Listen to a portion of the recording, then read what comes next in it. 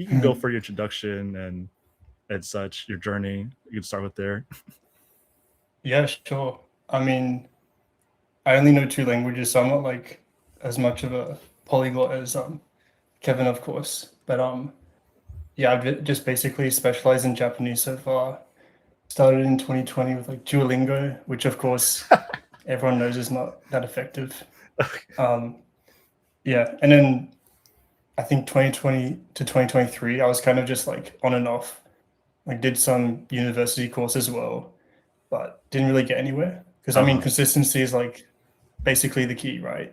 To getting fluency. Hmm. Um, yeah, and then from 2023, I just started doing like Anki, which I've stopped doing, but yeah, It hurts. basically studied daily since then. So Hmm. that's kind of my rough overview. So you started 2020, so you've been at it for 6 years total.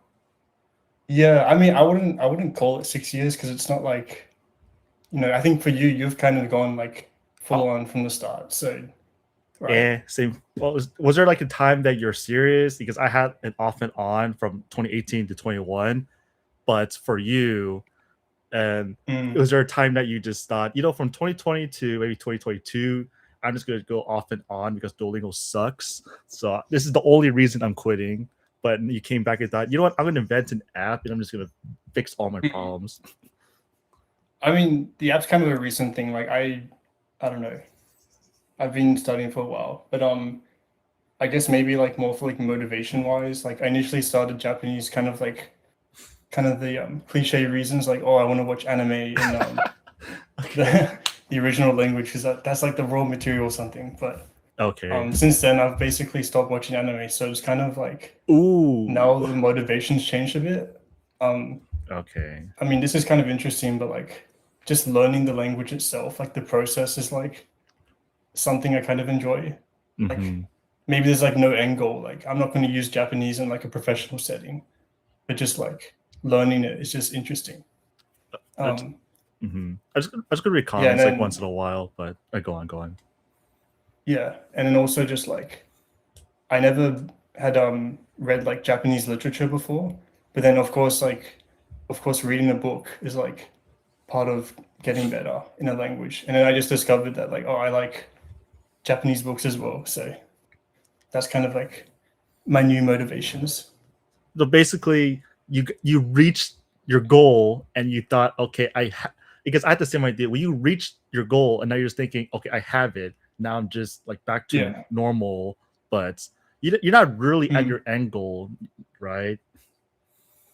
What do you mean at your angle? End goal is, and this is where it ends. Like you don't need to study more because. Oh, no, I mean, yeah, like there's no end goal really. Mhm. I mean, of course you could say like if I'm able to watch anime now or not, which I would say yes to like, Wow. I mean, of course I don't understand every word, but like I But can enjoy it for the most part. But there's no end goal. It's just like just enjoy the process kind of. And that's a good way to have a mindset about it. I saw Boss. It is a very long time. So 6 years is insane. Because I imagine throughout the 6 years, you have like this time frame of, okay, I need to learn like kanji in like 3 months, Mm. or I need to learn this amount of kanji. Because you're in, when did you move to Japan?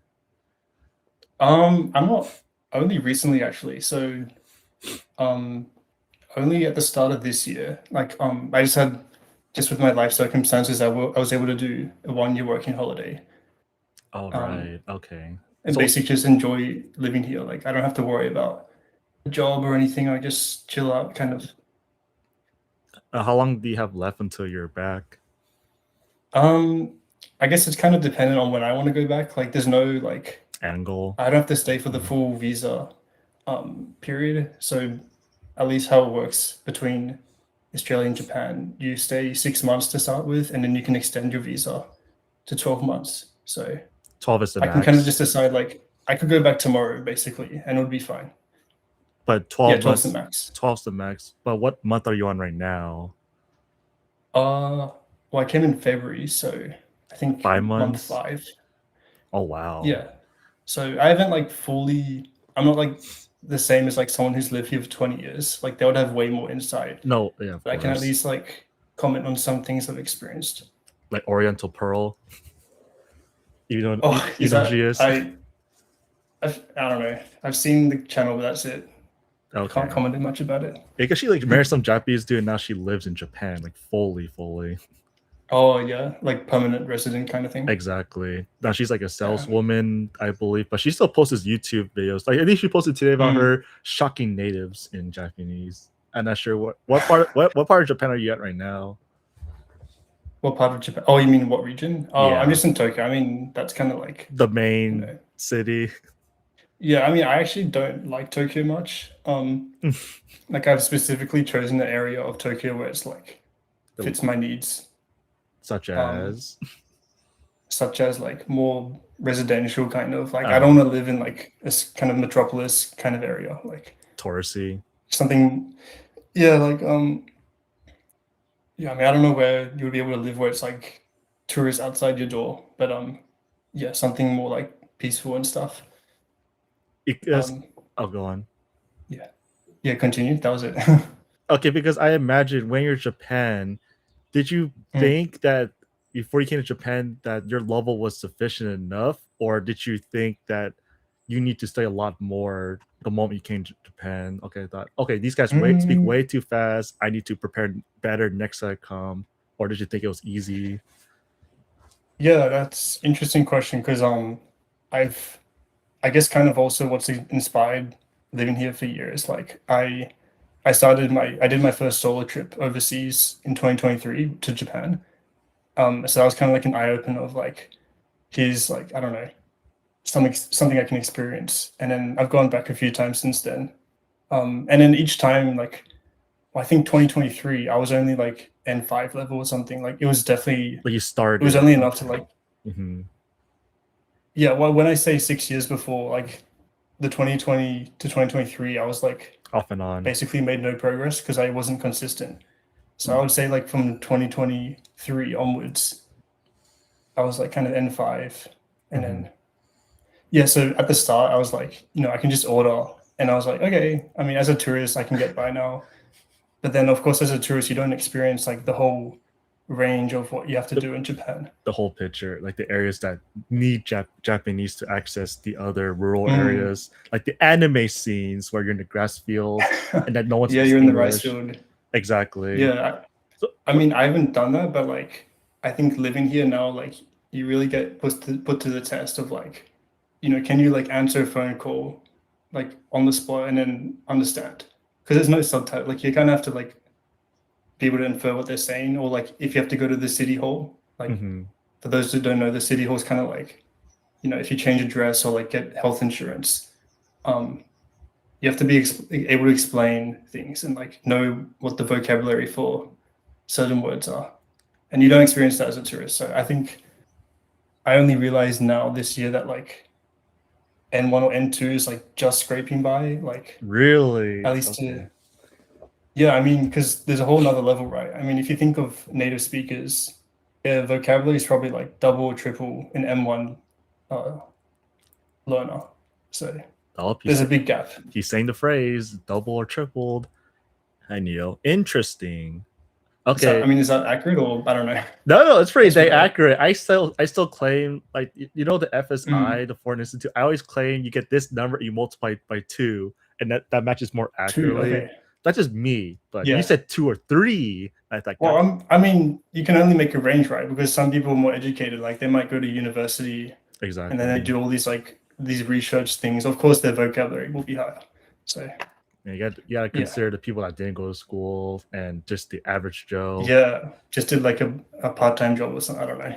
In your Yeah. opinion, because you're in Tokyo, the most English spoken part of Mm. Japan, do you think that they speak as much English, or is Japanese required, you think, for where you're at? Um, well, I guess it's interesting because I think like depending on where you are in your level, you get spoken in more with English. Of So course. far living here, I think maybe there was like one time or something where like there was like I don't know, I couldn't fully understand, and then they changed to English. But then of course if I came here like 3 years ago, people would kind of switch to English more. So I think like people can speak English because like of course there's tourists, but like it's kind of just to get by. Like it's not the default always Japanese, and then if you can't speak, they'll switch, I guess. All right, question from Neil: is your level enough for daily conversations? Yeah. I mean, it depends on like when you say daily conversation, it's like to what extent? Because you could maybe the conversation could be like about philosophy or something. I mean, that's not really Wow. daily conversation, but I would like the average, like you say, at a coffee shop with some Japanese person. Like, you ever have those, or is it true they really just are they're so reserved with their small group of friends? It's hard to get in there. yeah, it's pretty hard. I mean, I don't know what it's like in America or whatever, but like, It's pretty I open think, here. I mean, you could kind of say Japan is just like introverted as a whole. I mean, not fully, but like compared to other countries. So just talking to someone in public is a bit like, oh, like, Uh, just I don't know. Especially if it's like a foreigner, it's like, oh, they probably just they don't speak Japanese maybe or something. okay, So the parameters has changed. So, like conversations among friends. like for daily conversation, like can I do Yeah, that? You mean? daily Or conversation yeah, with I mean, friends. I guess for some background, I live in a share house, so there's like other Japanese people here as well. So we just randomly talk sometimes, and that's yeah, can get my points across, can understand what they're saying. So So is it like a hostel that like it's a place that's just cheap to stay in and that everyone is living mm, together, or I mean, I don't know what do you define as a hostel is because I might have a different image in my mind. I think a hostel is a place that a lot of travelers would stay in because the price is cheaper Oh, compared to a hotel, for example. okay. It's not to that kind of extent. So it's like everyone's here like living as a resident basically. Okay. But then I'm living in a share house. I mean, one reason, of course, is cheaper with the rent, but also, I don't know if people know about this, but as a foreigner in Japan, it's really hard to get a lease for an apartment. Yeah, I heard. One based on you being a foreigner, and also in my case, I'm only here for 1 year maximum, and They then know. Yeah. usually the minimum lease is like 2 years. So it's Mm. basically a no go with that. Do you ever have Yeah. plans to stay in Japan, or it's just like a experiment? And do you have a passion Mm. and you want to stay there? No, I think it's just an experiment. It's more like a regret kind of minimization. Like I want to at least do this in my life, so I know if it's something I want to do. I don't know long term, like as in live in Japan. But I don't think even after living here for a few months, it's not something I would continue long term. You know, because like PewDiePie, right? He decided to live in Japan and shut Yeah, up all his I thought that was YouTubes. interesting actually. Like why, how he finds it better. Like he has his own reasons, I'm sure. I think because he can afford everything that Japan has. Because I know like the salary is very Yeah, little and he has to work many hours, but he yeah. has like the funds just to keep living. He doesn't have to partake in the work culture.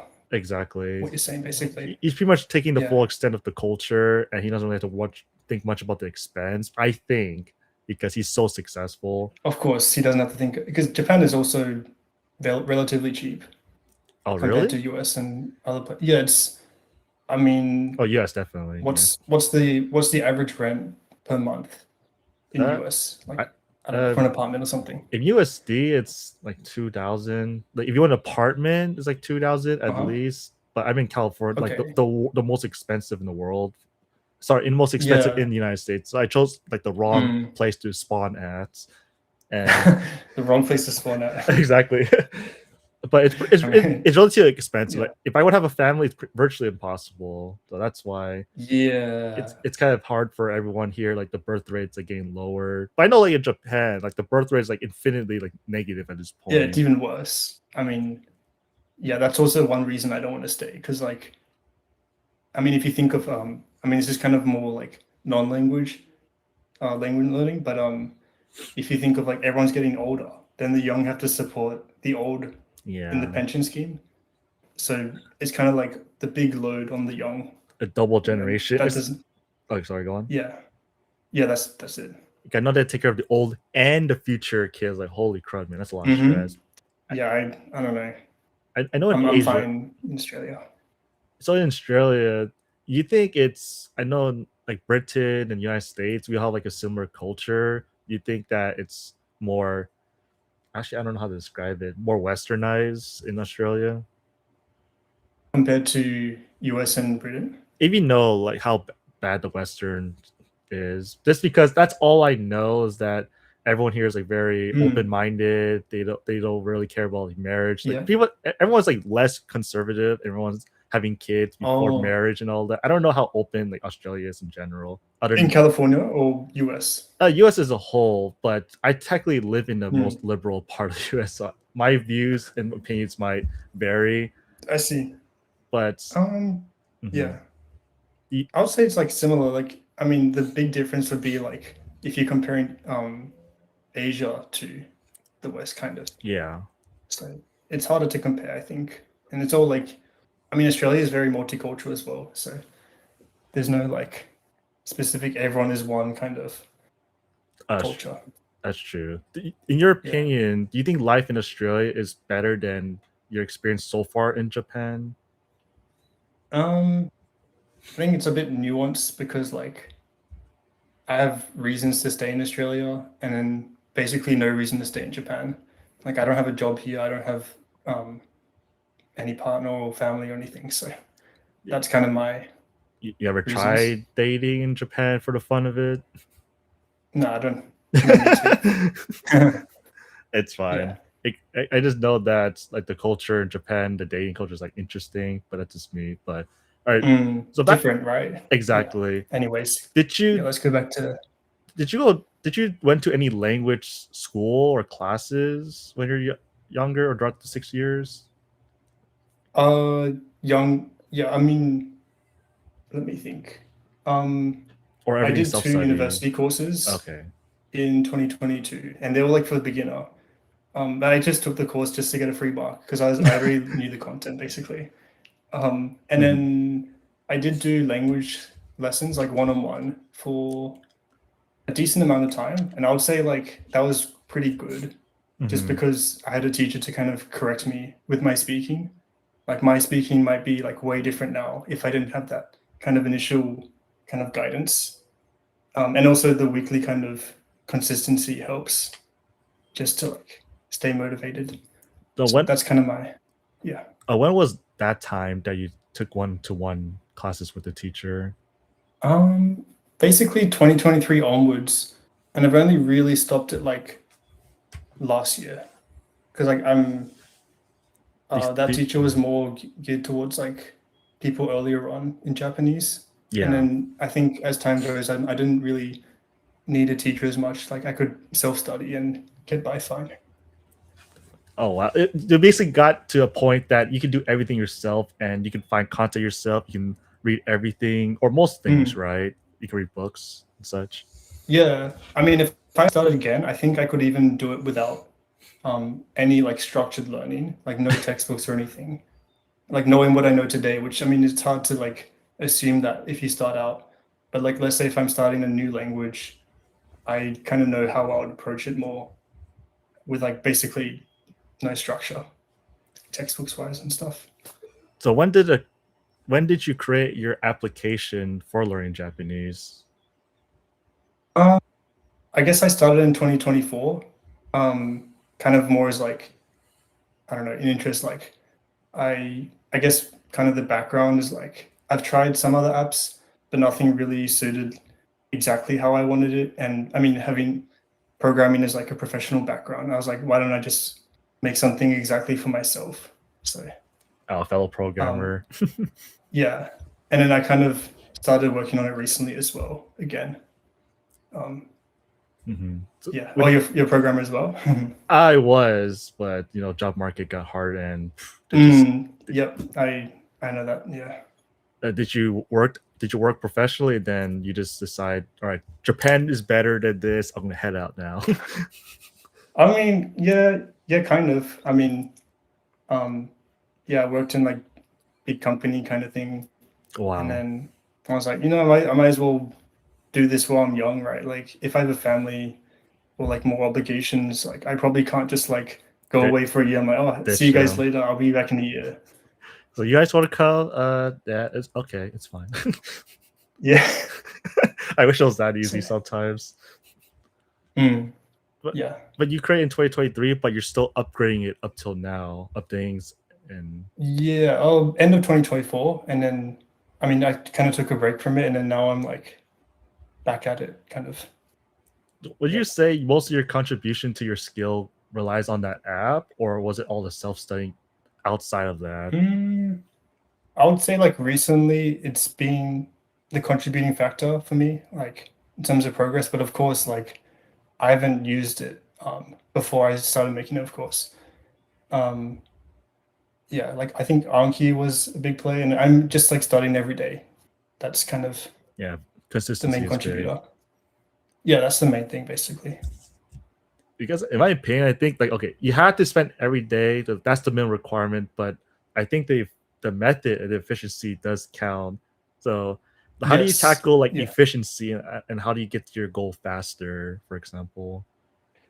Yeah. I mean, I'm not like, I guess for context, I don't study super, super hard. Like I know some people who've studied like 8 hours a day and then they reach Eight. N1 in like 2 years or something. Like I'm not to that level and I'm not like hyper optimizing everything. Uh-huh. I guess I hope it's efficient enough. I mean, I aim for like maybe 80% efficiency and then just like have a system in place where I can stay motivated to study every day. Hmm. So for me, that kind of looks like just consume content I'm interested in, um, and then have some kind of like statistics as well. Like at least know I'm making progress because, I mean, of course, you know of like intermediate plateau, right? Like the Oh yeah. concept. I know. From there It's like, on, oh yeah, go on. mm, yeah, it's like you don't know if you've actually made progress. It's the relative gain of like a few thousand words is harder to detect. Yeah, that's why it's so important to have like the stats, right? Without stats, you can't look back and say, Mm, I make these gains and now I can go further yeah, on because you realize that the intermediate plateau is just you just have to do like six few times more work than you did for beginner and you'll get there, right? Or what do you think about the yeah. intermediate plateau? Yeah, I mean, basically what you said. It's like if you're a beginner and you learn 50 words in a week and then 50 words in the next week, it's like, oh, I've just doubled my vocab. But then once you're like, I don't know, 10,000 words or something, it's like, oh, that's going to take another few years to double. It's like a big difference of seeing those gains. And because I always see like this chat, the charts for the intermediate, that the gap from beginner to intermediate, like 1 and 2, just Mm, gets way wider. And I don't think most people know much about that because they just think if I do the same amount of work at the same amount of time, I should be an intermediate by mm, now, generally. But yeah. I don't think they really think about the actual hard work needed to get past the intermediate plateau. Because No. yeah, because like how long do you think it took you to get past the intermediate plateau to the higher levels, like N2, for example? Um, I guess I can say exactly what level I was at because I did take the JPT officially. So at the start of 2023, I was like, I don't know, maybe late N5. N5, which Yeah. is kind of like beginner. And then I Mhm. took the N3, which is kind of, I would say like middle intermediate in 2024. You skipped So that N4? was, yeah, I mean, I think there's no reason to take the N4 really, unless you want to have like the accountability of like, I've achieved it. But there's no Okay. like actual application of the N4. Like you can't use it for like any, I don't know, to get a job, for example, or something. Not that I would need the JLPT for that. But anyways, yeah. So roughly like I don't know, 2 years or so to get to N3, and then N2 I took last year, So end of last year. So I mean, if you're saying like intermediate plateau to overcome being from N3 to N2, I don't know if that's yeah, a reasonable metric. I think because N2, the gap between N3 and N2 is actually wider compared to you go from Yeah, N5 to like N4, N4 to N3, right? It's a lot bigger exactly. generally, right? Exactly, yeah. And even from N2 to N1, which is kind of what I'm in right now, like my initial goal this year, like when I did like my New Year's resolution or whatever they call it, I was like, oh, I should do N1 at the end of the year. And then I'll study like 3 hours a day or something, just in a kind of idealistic mindset. But it's like, no, I'll probably have to do it next year because I don't have the time at the moment to get to that. Because it's like 6,000 words extra or something. Like Hmm. basically you have to like you're not relearning N2 amount of vocabulary, but N2 is 6,000, right? And then N1 is like 10 to 12. So you're kind of like virtually doubling. doubled. Okay. Yeah, so that's basically it. Because you know that the European framework like goes A1, A2, B1, B2. Yeah. Do you think that an N1 and N2 is more closer to an C1 and C2, or you think it's more of B1, B2? Because that's what I think, that an N1 could be just B2, and then beyond that is what you're mentioning, that you need to go N1 plus to even go beyond like C1, C2 stuff. Yeah, I mean, I'm not actually familiar with that system, but that's what I've heard. Like N1 is actually not, it's not like the top of, it's not like C3, I would assume is the top. C2, right? Because everyone says that Oh. B2 is like fluent, like you understand majority of things, just not like the super hard topics. I mean, okay, N1, they do say like you can read newspapers, because that's a lot of what the JLPT is based on, the vocabulary wise with the frequency. They say like you can read about like business or like economics and just more complicated things. So I don't know where that sits. No worries. Wait, when you did the JLP test, like JPL, how you say it? JLPT. JLPT. Did you do it all Yeah. at Australia, or did you actually go to Japan to take it? Good question. Well, they kind of host it all around the world. I mean, not every country, of course, but majority. In Australia, you can take it twice a year. And I assume in Japan it's even more available. But yeah, I'm not going to buy like one. I'm not going to spend $1,000 just to go take a test. Oh, right. The tickets to get to Japan is a big thing. Exactly. Okay. Yeah. So, did you fail any of the tests and you had to retake it, or you passed everything on the first try? I passed. I didn't get full marks, of course. I mean, some people can like say like, oh, I got month 10 or whatever, but you passed. Yeah, I passed. Yeah, so that's good, I guess. So basically, what got you to jump from like N5 to like N3, like for example? Because I heard like N3 is like the minimum requirement to work at Japan, right? Yeah, that's kind of what I was alluding to before when I said like anything below N3 doesn't have like any practical implication of if you wanted to like have an official certificate. So yeah, N3 is for like part-time jobs, N2 might be for like more, you work in a proper company, or N1 even. Any company. Yeah, but from N5 to N3, I mean, so it took 2 years. 2 years for me. Okay. Let me think what I did. I did a lot of Anki, which you're Anki guy. I can see. I'm not really an Anki guy anymore, actually. You were. I've kind of gone back and forth sometimes, which I can talk about if you want later. But yeah, I did Anki. Like, I just grinded out like a kanji deck basically with all like the the Joyo kanji. It's like 2000 the kanji that the high school, the 2000, which I did that. It didn't really help after all. It was pretty painful. And then I did, it was pretty painful, not much long-term benefit. And then I did like N5, N4, N3 decks, which, I mean, I guess when you're so early on, it's kind of good to have like this very like spoon-fed system. It's like, here's a word, and then here's a sentence, and that's it. But I'd probably do it a little bit different if I was doing it again. You ever done the Genki books? Yes. Yes. My when I did the university course, they did Genki 1 and 2. Genki 1 and 2. Okay. Oh, so there's 2 textbooks, and it kind of covers like, I would say N5 to mid N4 maybe. Oh. Okay. But I don't know. I think they're good for like if you need the structure and you don't know like how to approach learning.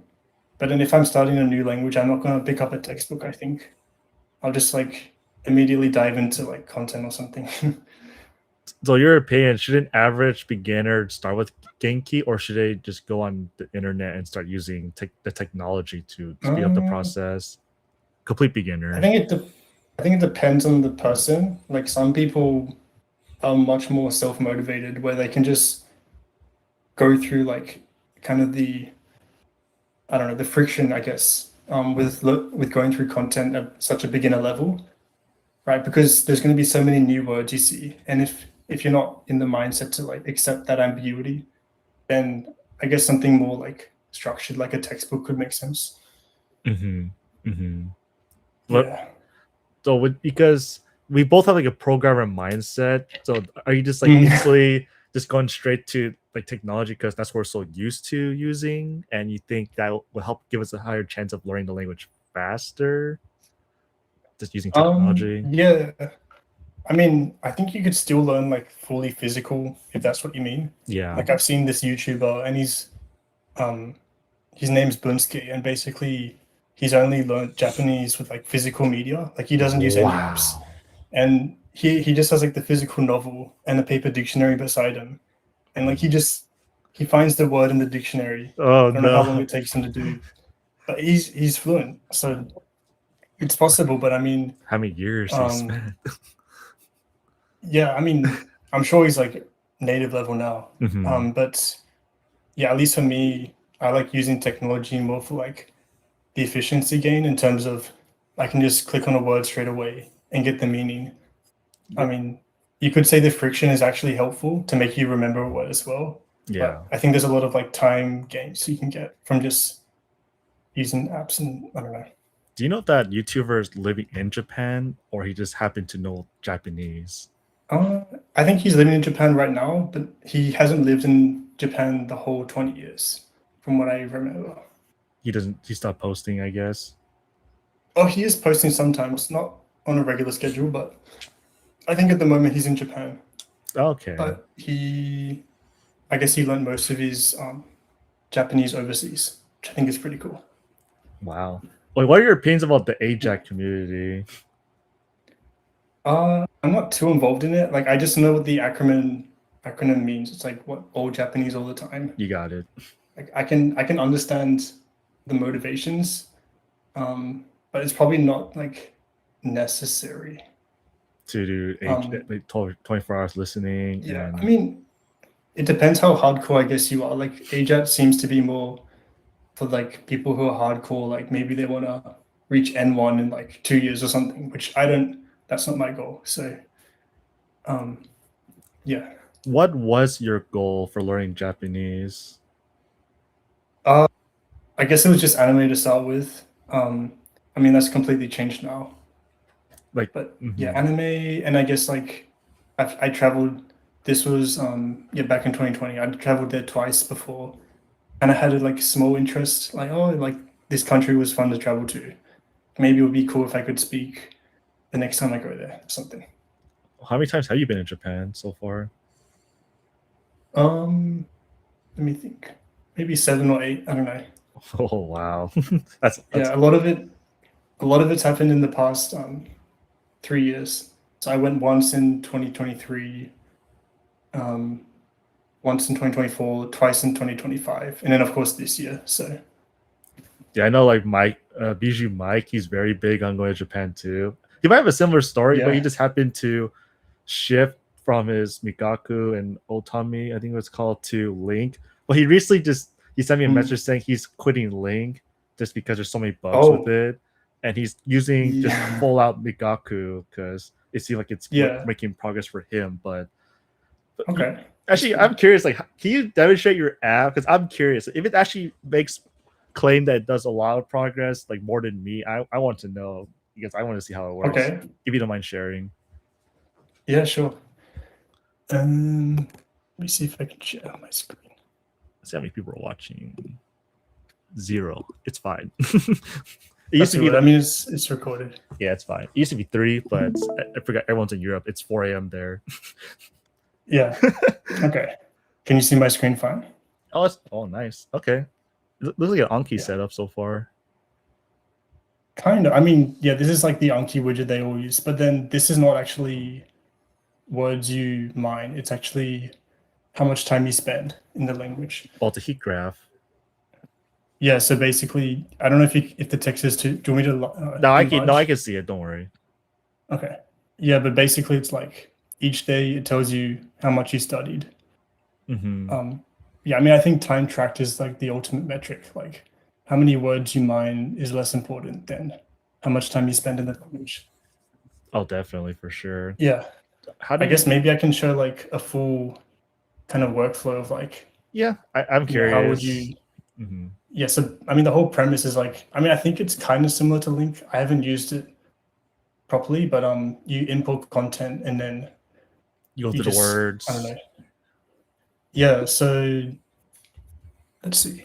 I've got like a discover system.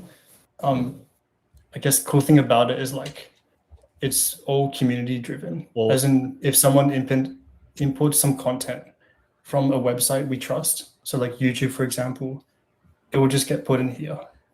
I saw a thumbnail that says N6 to N5. Like, there's an N6. Oh, I Is that mean, clickbait? according to this video, I guess. Yeah. I think it's So let's see. One Punch Um, Man. yeah, that's yeah. So I support Netflix as well. Do you grab the Uh, auto generated subtitles on YouTube? Because I find it's super inaccurate because like the audio would work and then like halfway the text would just disappear. It just cuts out. I don't know if you experienced that because I actually have yeah, some of these as well imported, and these are usually the ones that are more consistent, I'm assuming. yeah. I think it's really annoying, especially when YouTube gives you like, let's say, because you know with Japanese, right? There's a lot of words where it has the same pronunciation, but then the kanji is completely different, and then YouTube might like use a different kanji, and then you just can't look up the word. But then, so basically, the way it works is if the video has manually curated subtitles, it will import those. Hmm. And it will default to auto, which I mean, that's kind of like the worst case, which I try to avoid.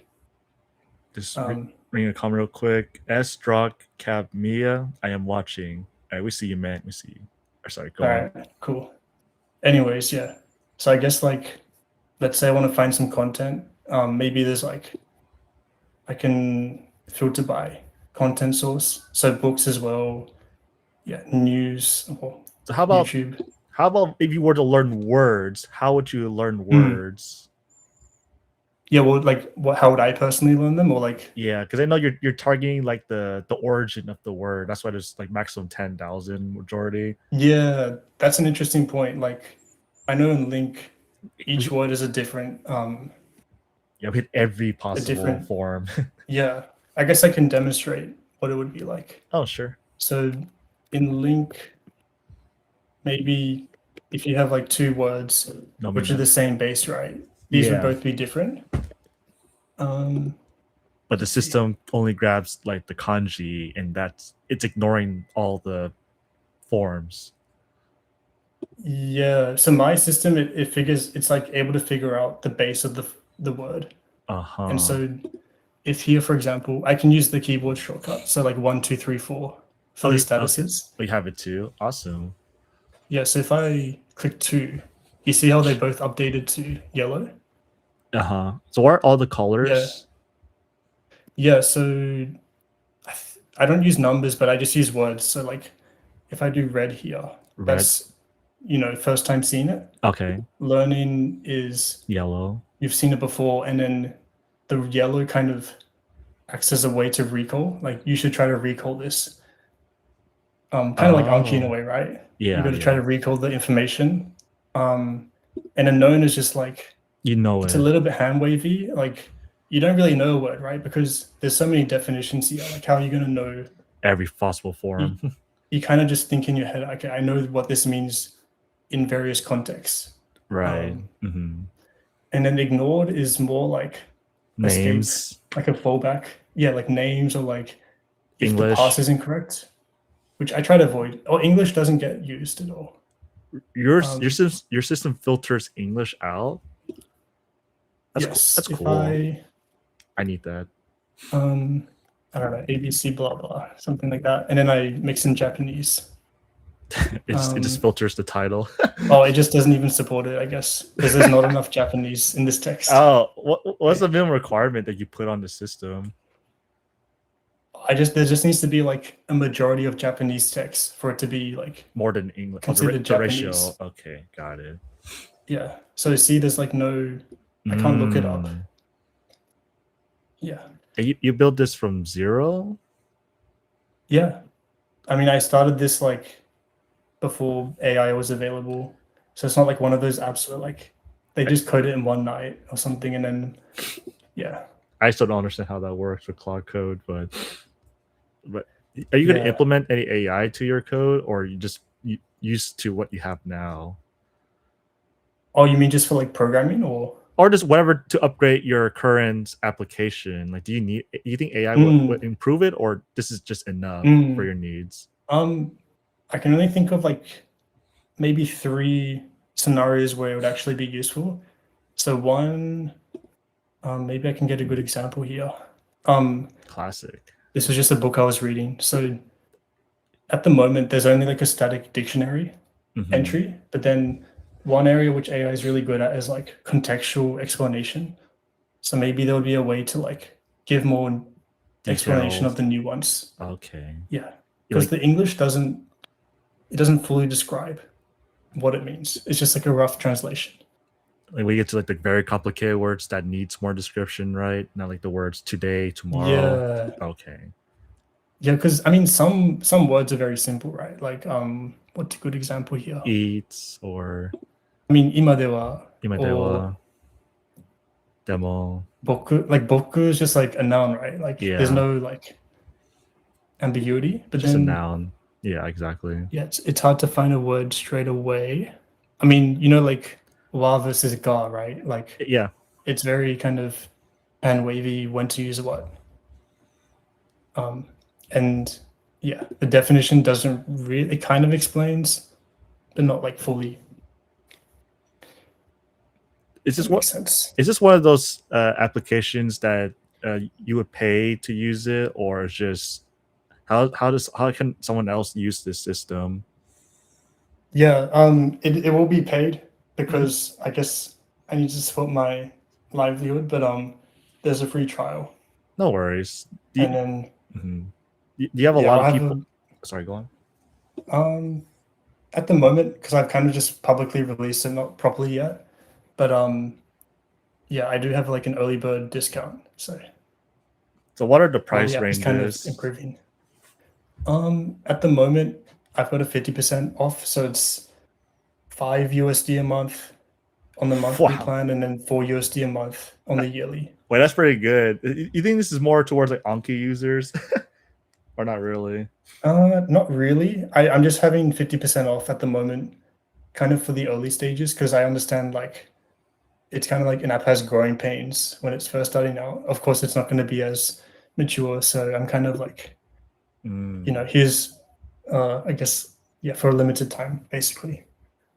Do you currently have you have a big users database? Like a lot of people are using this, or you say you just released it, so I'm guessing not too. Yeah, I think so far maybe like 20 or 30 signed up. That's pretty good. Yeah, so it's kind of, yeah, I only started it like 2-3 weeks ago. That's impressive. Yeah.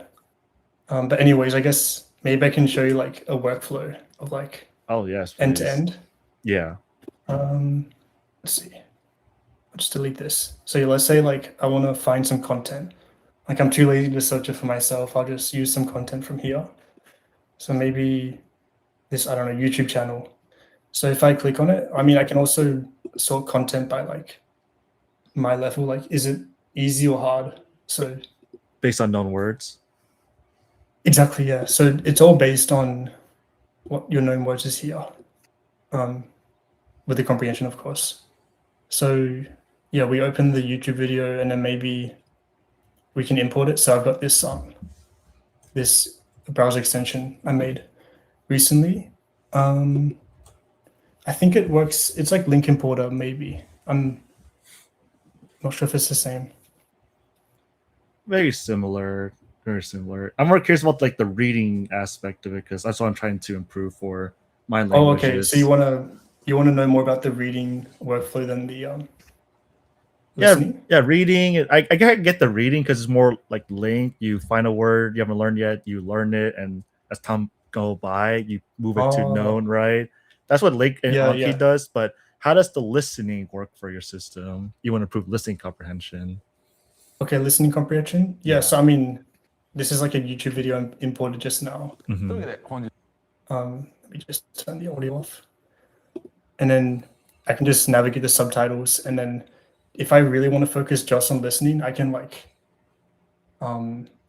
just ignore the subtitles and just listen. And then of course, if there's an unknown word, I'll just look it up, basically. Does the subtitles on the right side? Is there a way for you to look up each word that you don't understand when you're hearing? Or okay, you can. Got it. Yeah, so let's say this, I'll navigate subtitle, and you can replay as well. So I'm just pressing S right now, and that's replaying.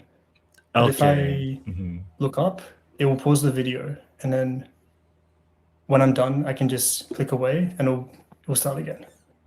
Okay, If that because makes sense. yeah, because I use Language Reactor and they use the same key bindings, like S is to restart, but there's A to go back and D to go to next. But yeah, it seems like it's a very Yeah, it's the similar same as setup. well. Yeah. Yeah, this is, if I use A and D here, it's doing the same thing. Honestly, this is something that Link needs is a fusion of like Language Reactor, what you have here, and like the Link system. So you pretty much solved what Link does not have, but that's a whole I mean, different that was not topic. my intention, but I mean, It if works. that's, yeah, because this is just what I wanted. Like, one reason why I wanted the like video to be viewable directly in this web app is so I can do it on my mobile as well. So I don't know if I can show. This is the same on my Destroy a mobile. group. Oh yeah, oops. Yeah. Wait, what are you trying to show me? See on my, I don't know if you can see on my camera, but Can you import from your phone and then it update on your web? yeah, see how this is the same video, right? That I just imported, and it's already like synced on my phone. Is this So are you on the browser of the phone or are you on like on the Apple store or the Android store? I'm not sure what phone you have. yeah, I'm on my iPhone, so I kind of have like a makeshift solution for now. I don't know if you're familiar with a PWA. Oh, new term. You don't have to explain New it. term. It's for me, it's a new term. Basically, I'll explain in normal terms. So basically, if a website supports this technology, you can add it to your home screen, Oh, like a bookmark. and then it just acts like a regular app, basically. Yeah, I have that for like notes. I do that right now. Okay, that's pretty useful. So you can study your words on the phone too. Yeah. So if I mean, I can kind of show a live demo if you want to see. So let's see here. Okay, so can you see? I I can don't know if see you can it. see the red word. So You let's might just say stop if sharing your I, screen just so we can see it. oh yeah, sure. You'll show your whole camera fully for us. Sure. Okay. So there's this red word, right? Which was the same on the transcript. If I click known, and so okay, known is there. And Wow. then I mean that's okay, that's the first step. And if I go back here, Watching stream. let's see, where was the word? I think this was the word, right? Yeah, that's the word. Yeah. Yeah, it's already updated. Okay. Interesting. Okay, because there's like this question is not too much related, but how would you study or tackle like the grammar? Because if one form, the base form determines the whole word, and there's so many different forms, how do you learn the other forms? Yes, good question. And I think this is like a good segue because it's right here in the pop up as well. So two examples here. I was trying to see if there was, if I change this back. Yeah, so this is a good example, right? We have the same base word. The same base word. Sugaderu, right? So there's sugadeteta and sugadetara, right? Yes. But they have different kind of grammar. But the system's able to detect what the grammar's being used as. Exactly. So, for example, like tara, right? It's like if, when, kind of. And then the pop-up will tell you exactly what it means. And then you might wonder, like, okay, what's the difference with this word then? Like, how does the grammar differ? And then we can check. Okay, I noticed that there's a bunch of other forms in there. So when you come across one word with different form and you meet the same word with different form, does that form is it pretty much added to this little box you're pointing at right now? Is that where it goes with the other forms? Yeah. Yep. Oh, wait, that's actually so smart. I don't know if you can see the text. So there's like a tata, right? Which is the Yeah. So that's what it's detecting basically as the grammar point. Oh shoot, that's smart. And then Wait, this is theta, which I mean, it translates to these two grammar points. For example, to break it down, we use teru, right, for the casual form, which is what's being used here, and we add the ta with the casual. That's kind of that's how I learn grammar basically now. Wait, that's so smart.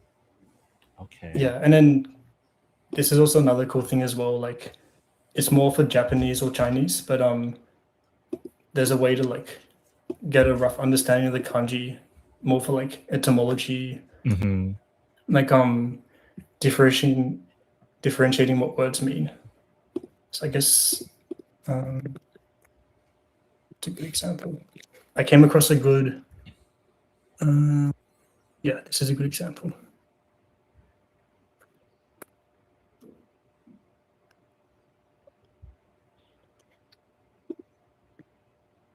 So like, it imported as Chinese. Well, your system has Chinese as well. How many languages does your system support?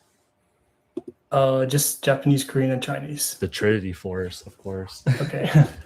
I think it detected as Chinese because it was like only in, yeah, exactly. Yeah, let me change that. That's pretty cool though. It could be confusing. You're just importing only kanji. Yeah, because I mean Japanese never has like only kanji. It's always like a mix. But yeah, so like these two words, right? They have like the same first character. And so you can kind of figure out like what the base, I don't know, the root of the word means, like the origin. So both use this first kanji, which is like to fly or navigate. Yep. And then the second character kind of describes like where they're navigating to. So in this case, it's the sky, right? So they're flying. But then in this case, it's the sea. So it's, I don't know, voyage, whatever. That's kind of like the motivation with that. How did you learn kanji in general? Oh, I mean, I alluded to earlier, but like I spent like probably 7 or 8 months going through that Anki deck. Oh, so Anki. Okay. If I wouldn't do that. I would just do it this way. Like now. I just read a ton and then I figure out these patterns basically. Like I see these two words and then I can kind of figure out what each character means. Okay. Based on how they're used. Because for this application, so Mike's biggest problem is he wants to import like audio, but sometimes the audio doesn't provide text. Does yours provide any like auto text creation, or is that just something that AI has to exist for your application to make that happen? Are you saying like if you import an MP3 exactly. and then you wanna yeah, that's an AI thing, I think. Yeah, because Link pretty much tried to do it and it failed for Mike, so he pretty much gave up because that's one reason. Okay. I see. I mean, I mentioned before there was like 3 use cases I saw with AI. One was like the contextual lookup within the sentence. Second was automatic subtitle generation. So you mentioned like YouTube sometimes has like incorrect subtitles. So basically, which is basically what Mike is saying, you would have your audio and you get a more accurate because subtitle. Because of YouTube auto creation, it just doesn't align with the voice, or it is aligned, but the CC cuts off at a certain parts just for some. I don't even tried it; it just cuts off for some reason. It's really annoying, yeah. So that's the second, and then the third use case would be text to speech. So maybe like you kind of treat a book as an audio book then. So I could like press play and then treat this as listening and reading practice at the same time. So basically, yeah, that's kind of it. So would your application work for what kind of content? Like YouTube imports and then manga or Netflix manga too? not yet. Oh yeah, Netflix, but only the transcript because you can't get the whole audio. You can't include the video, of course. Copyright. Yeah, so yeah, copyright. YouTube, Netflix. We could also try a news website. The news definitely. Yeah, I mean, this is a really good website. If anyone's learning Japanese, it's really good for reading and beginners. such. Okay. Yeah. So it works with any text-based website as well. And then yeah, EPUBs like books. Yeah, plain text. I can check here, right? So we got also PDF subtitle files. Yeah. Okay. Because like on Link, for sometimes we have like some random singular particle and that somehow doesn't make sense for certain words. Does your system just knows, okay, this particle belongs with this rule because it makes sense? Or I'm not sure how I explain. How does your system Maybe determine? you can give a concrete example Yeah. so I can try it out. I might just have to ask give you a sample next time. I can't think off right off the bat, like out of will. It's Are you like saying like the we parser import doesn't pick up the particle or like we import from YouTube because sometimes some people just get confused on Link because our parsing system is pretty bad for Japanese, and I just don't really understand because I just see it and I try to learn it what it is, but people are yeah. very strict with, okay, this doesn't make sense. Is this a particle? Is this a rule? What the heck is this word or thing? That's just what I they're see. complaining about exactly. Yeah, there's like I've had very few cases where I'm like, this seems incorrect with the Exactly. parser. Like a lot of basically every word is kind of separated into its own like Isolated. constituent kind of isolated.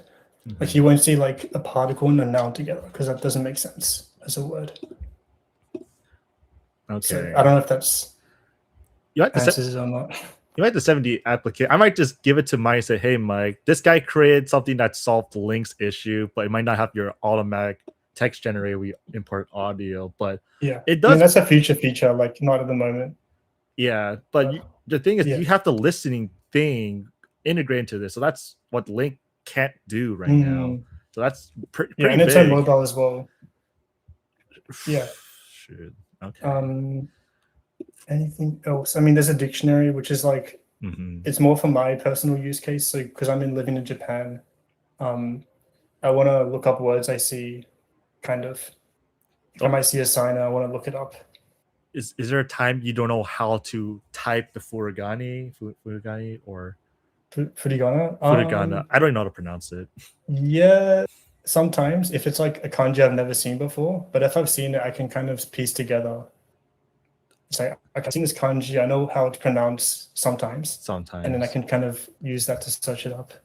Oh, what kind of keyboard do you use? Do you use like the like in Japanese they have like the center and then there's 1, 2, 3, 4 like surrounding it, and then there's people type in like English like I do the English because I'm so used to it. Yeah, I do English as well. So if I type in my like taberu, it will type this out just like now.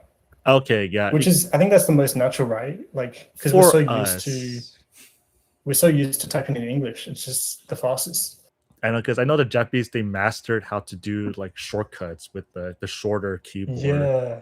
I thought you've been learning for so long. I thought you adapted naturally and just give up English because you thought I've seen hiragana, katakana so many times because the words can get very very long and each katakana hiragana comes with like 2 letters, so it does speed up just barely.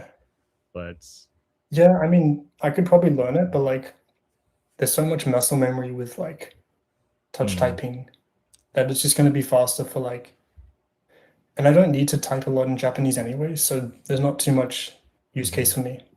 How often do you really look at a sign? I don't know that word. I'm gonna look it up right at the spot. I would say like most of the time, and then sometimes I can just piece together what it means from the context. Like I've seen the kanji before, and I can see the sign. Like there's so much context in the physical world, and I'm like, okay, I can kind of get an idea, I guess. Interesting. Yeah. Is there anything else about this application you want to show? Otherwise, we just continue going back to seeing your. I was just going to mention there's also flashcards if anyone uses that. You have none. Yeah. I do flashcards. I just don't have any due right now. You're that good. Got it. No, I just study them. I mean, I only had like 5 new words a day. Like it's very minimal. Because you hit almost everything. Like, super hardcore. Pretty much. Yeah. Anyways, that's enough of demoing. Oh yeah, you definitely gotta give me that link because I might just introduce it to Mike if he wants to try because there's a free trial. Like, how long is that free trial for? Yeah, at the moment 7 days, and then I'm kind of like, if you give good feedback, I'll extend the trial. This is kind of like a goodwill thing. If Mike wants to try it, then I While think the app is too early on. he'll be the perfect test. He is a celebrity, so okay. Yeah, that's true. All right, the biggest, Yeah. the most important question: do you study grammar, and how do you tackle the grammar system as an English speaker? Yeah, best question. Let me think. I mean, at the moment, I don't study grammar like super consciously. Like I won't like I don't have like a textbook and I go through all the grammar points, make notes. Like that's not the extent. So for example, recently I learned a new grammar point, which is like I won't explain what it is, but basically I just saw what it meant in the pop-up in my while I'm using the app. And I just got a rough idea what it meant from that. And then from repeated exposure, I'll get a better idea through reading. So in your opinion, you don't need to study grammar directly just because you see it so many times, it will naturally become part of you. That makes sense. Yes. I think at least studying like a little bit for that grammar point just to get like a seed in your head of like here's what it should mean. And then through exposure I'll get a more like holistic view over time. So basically, like if you really can't grasp this certain concept, you just like look it up real quick and close the book, right? Yeah, basically. I feel happy. I don't study grammar. I don't study grammar. Yeah, what's your kind of mindset with grammar? Oh, to be fair, because I tackle okay, Mandarin is considered a hard language, but the ideal part is that it has the same, like almost exact as English, so I could get away with just replacing English with the Mandarin. So, but Chinese, sorry, with Japanese and Korean, that requires more precise placement of certain words, and I just can't get away with it as much as I can. But based on what you're saying, is that I just have to see the word more often in this case. That's all, because eventually it just gonna, you put two words together, it becomes meaning, right? Like two or three, then bam, so it's a meaning. I mean, I would say the biggest example of like something you can't learn through like explicit study, like textbook, is like some of the particles in Japanese. Like if you were to ask me like what's the difference between wa and ga, it's like I can't explain, but I kind of have an intuitive sense of when I should use which one. Subconscious. So that's kind of what I was leaning into. Like you can only get a holistic view through lots of exposure. I know, because like there's But as a beginner, I guess it's fair to do some small grammar study, kind of as a guide for a test. Yeah, that as well. I wouldn't go super hardcore on it though. Because people that push themselves to do the test earlier, I think they tend to go to the grammar books as soon as possible, just because they have the actual pressure. But for you, did you have any pressure to take the test, or you just thought, okay, a few years later, I should just take the test for fun because you want to? Yeah, it's all for fun. So I don't have any like I have to do this to get like I'm becoming a translator. I need to get GLPT N1. It's not like that. It's more like I set up a date. So for example, let's say I apply for the JLPT end of year and it's like July. It's like, okay, now I have 5 months or so to like study every day. So it's kind of like forcing me to study or like as a, I don't know, motivational habit. That's basically it. Go on. Yeah. No, go on. I have a funny thing I heard from one of my friends. So he said like there's some Chinese students who they go from N5 to N2 in like 6 months, and I was like, how is that possible? Kanji. And then he said, yeah, kanji, that's the main thing. But also they just study the test format. They don't study any proper Japanese. What? And I thought that was pretty interesting. They're just like, I just need to pass this test so I can do this next thing or something, which requires the JLPT. Yeah, because in China they have something called the Gaokao, and they hyper focus on very specific topics. Like they want to tackle this directly, so they pretty much only study that, even if it has an implication of life. So because I think for them, they have the advantage, they have kanji right off the bat, and two is that they know how to hyper focus on like the certain concept just to pass the test. Because all they do is pass the test, but it might not have any meaning later because it like how often you're gonna use calculus 2 or physics 2, really. Yeah. They just cram all the knowledge and then like Short-term they memory. try to speak to someone and it's like, oh, I can't speak. Great. All right. Just a day, like a week later, bam, forgot. Just don't ask me because the test is done. Yeah. Yeah. What's Japanese, right? I forgot. But overall, do you think that if you were to, for example, be placed in part of Japan that only speaks Japanese, can you generally just survive for like at least like few months, like 3 or 6 months? That's my question. I mean, I would say yes because I haven't had to speak English so far. Only With Japanese people. Japanese. So yeah. So I guess that's maybe the test, the litmus test. Okay, how does Yeah. how does the average conversation go with an average Japanese person? You go up to them because they see you as a white guy naturally. They just assume, oh God, he's gonna speak English to me. But you just Yeah, throw I'm the Japanese. horrified. So you pretty much throw the Japanese, and they pretty much say like Nihongo sugoi or something like that, right? They just say Japanese so good. Well, I'm introverted myself, so I don't really approach people, and I also understand the cultural Restaurants. nuance of like Mhm. you don't just randomly talk to people in public in Japan. How do I say? So As for like Nihongo Jozu, it only happens sometimes. Nihongo I actually Jozu. feel like it's sometimes it can actually be an anti-compliment. Like they're more likely to say it if you say a few words That's as all a you tourist, need. like Yeah. "Oh, arigato gozaimasu," and they'll be, oh, they'll say that kind of. But have you It's ever like the opposite effect.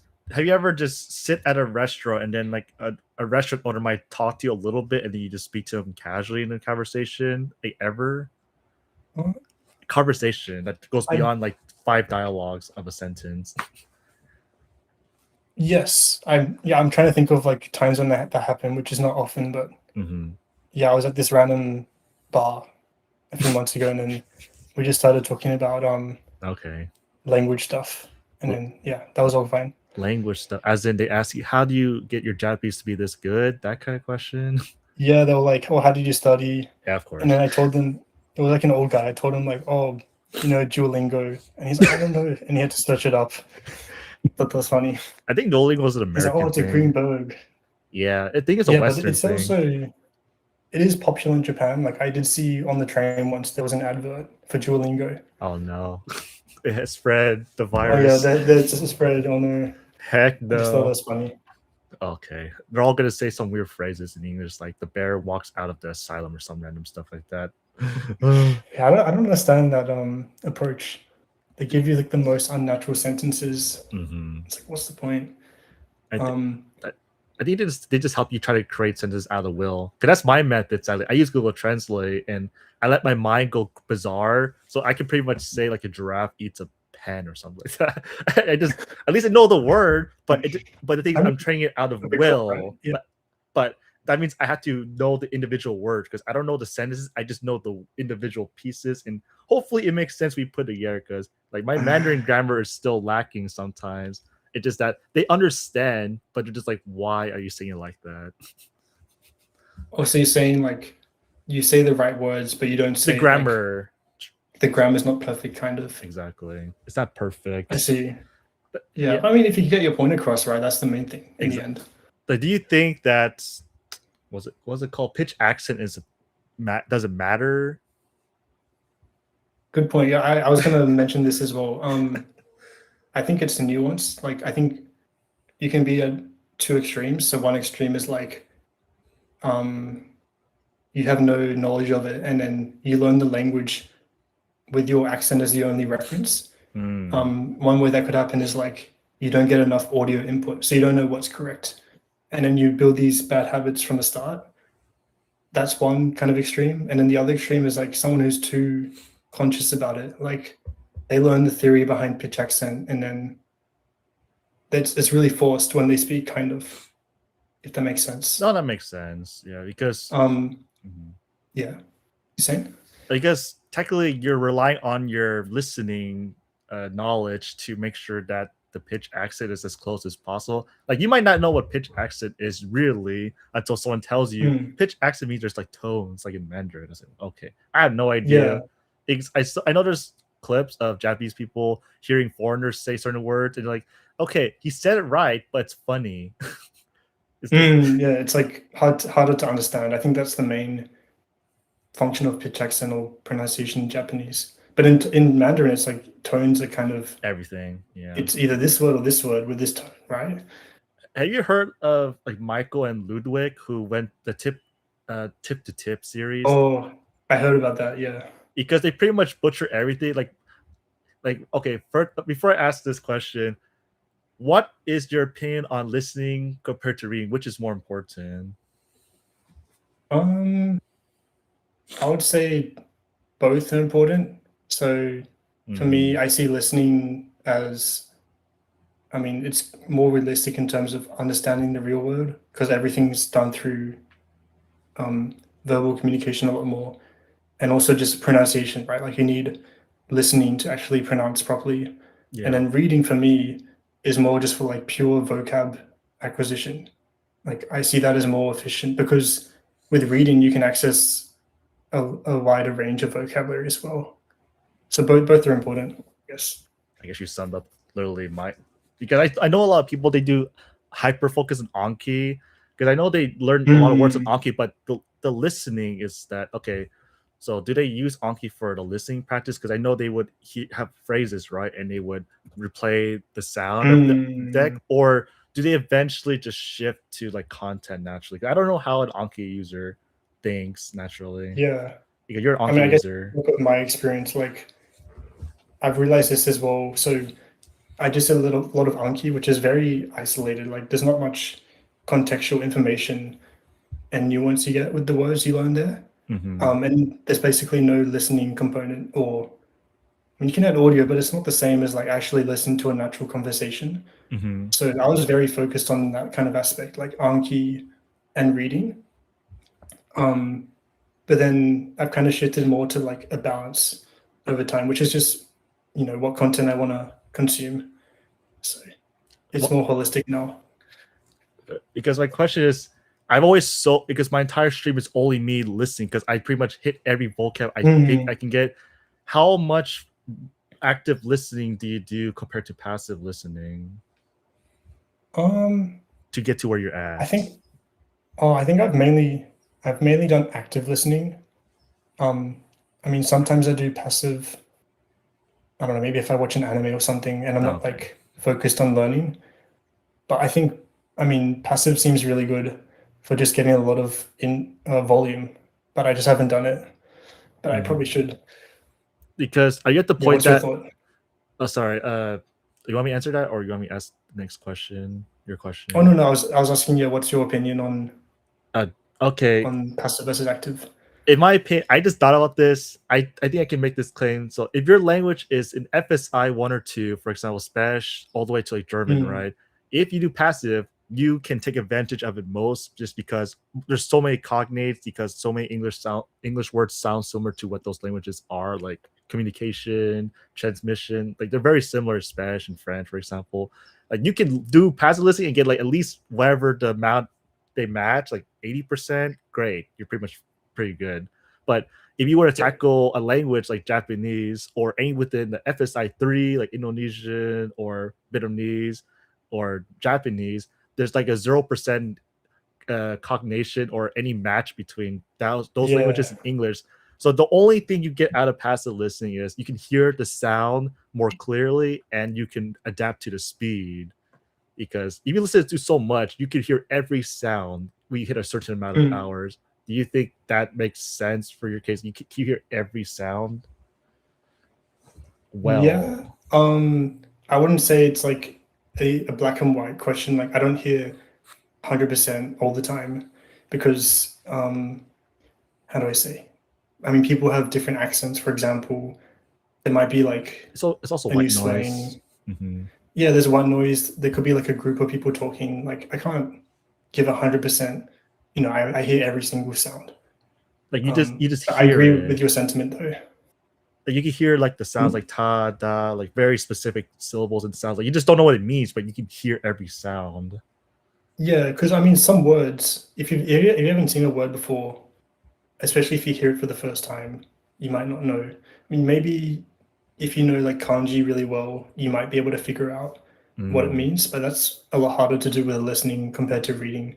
But then with at least hearing sounds, that's like something you build over time. Like as a beginner, you won't have that skill to pick up the sounds, which I mean makes sense, right? right. So when you first started, how long did it take you to learn hiragana and katakana? Um, Was it quick? I'm trying to think how I learned it. I think maybe like I don't know, a few days or something, like pretty average. Like I wasn't.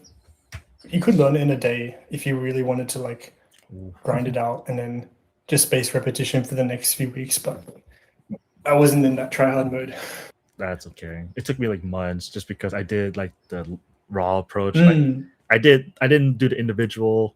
I pretty much just tried to match the letter to the words. Like, okay, this must be this, so this must be that. I was like, okay. I did the hard way, but that's yeah, different. you did like how a baby would learn, kind of, or I don't know, the most natural Oh, that's a good way. point. Yeah, you're right. But Yeah, because a baby doesn't do space repetition or like writes the hiragana to learn, right? They just know it. I think like the how the parents they just point that this is da, something like that, right? Yeah, I mean, just yeah, and you just figure out. I guess another thing as well. So that's how you learn hiragana and katakana, which it's just a different method. Um, and then with kanji, how have you learned that? Or hanzi? Oh, like you from a Japanese perspective or Mandarin? Because I came into Japanese Oh, with the knowledge already. Just the okay. I guess pronunciation is that's different. okay. Yeah, I guess with kanji, sure, because I guess it's probably a little bit more difficult with all the different readings, right? Yeah, I know there's so many different ways to say certain things. So I had to learn it on context because I just cared that okay, can I pronounce it in this context? Because I know the next context it might be pronounced four different ways, but I'll just take whatever Mm, I can for now and then deal with the problem yep. later. But yours account for almost different cases. So I thought, okay, that's even more Uh, interesting. I no, I do the same as you as well. So, um, well, when I did the kanji Anki deck, it was giving me like all the readings, all the English kind of definitions, which I think is not actually that useful because, as Mhm. you mentioned, like one word might use a certain reading of the kanji, and then the next one's completely different, and there's no pattern to kind of figure this out. It's all I don't know. You just have to know it for that word. That's true. You do So have to eventually you'll see it anyways. If it's important, it will come up, right? yeah, I mean, you just have to get a lot of input, lots of reading, and then you just get an intuitive understanding of like, if I see this word and then I know these kanji, like, what would the reading be? Like, you just Hmm. instinctual. Because like, when I did Mandarin, I pretty much abused Link as much as possible because there's so many ways to learn uh, Hanzi. I just say the Yeah, characters because I pretty you, much, if I were to care about the tones, it would slow me down. So I completely ignored the tones, and that speed up my process to learn the characters so much yeah, faster. Which I dealt with the tones later because I think okay, you don't only need the tones to listen and read. You only need it when you have to hear another foreigner try to speak Mandarin to you because you have to know what tones he's trying to use. But if a native speaks it, then yeah, you just know it. But are you ever planning to? yeah. Are you ever planning to learn Mandarin, or are you just gonna keep going for Japanese as long as you can? Yeah, I think maybe I mentioned to you already, I've kind of like dabbled a little bit in Mandarin.